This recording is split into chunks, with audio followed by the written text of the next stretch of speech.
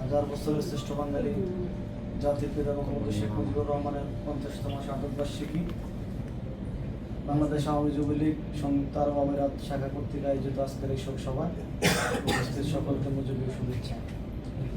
সম্মানিত উপস্থিতি, 2024 সালের 5 আগস্ট মেটিকুলাস ডিজাইনের মাধ্যমে বাংলাদেশে নির্বাচিত সরকার জননেত্রী শেখ হাসিনার সরকারের পতন ঘটে। জননেত্রী শেখ হাসিনাকে বিমান বাহিনীর একটি বিশেষ বিমানে করে ভারতে হস্তান্তর করা হয়।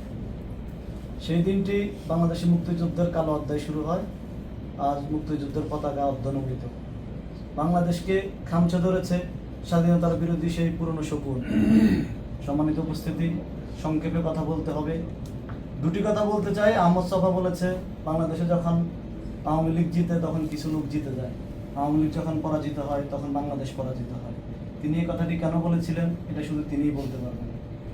আরেকটি কথা বলতে চাই, আমাদেরকে গত কিছুদিন পূর্বেই যখন মুক্তিযোদ্ধাদেরকে গ্রেপ্তার করা হয়, ঢাকা বিশ্ববিদ্যালয়ের আইন বিভাগের সাবেক অধ্যাপক হাফিজুর রহমান কার্জন স্যার বলেছিলেন, 30 লক্ষ মানুষের রক্তের বিনিময়ে অর্জিত এই সংবিধান, আমরা এই সংবিধানকে রক্ষা করব।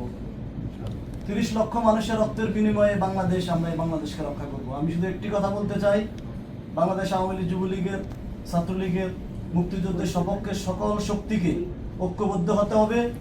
বক্তব্য একটাই, 30 লক্ষ শহীদের রক্তের বিনিময়ে যে স্বাধীনতা অর্জন, সেই স্বাধীনতাকে রক্ষা করতে হবে। বাংলাদেশ থেকে ইউনুস নামক মেটিকুলাস ডিজাইনার সহ সমূলে রাজাকার আল-বদর আল-শামদেরকে উৎপাদন করতে হবে এবং এই সংগ্রাম চালিয়ে যেতে হবে। এই সংগ্রামে সবাইকে ঐক্যবদ্ধ থাকতে হবে। এই বলে আমার বক্তব্য শেষ করছি।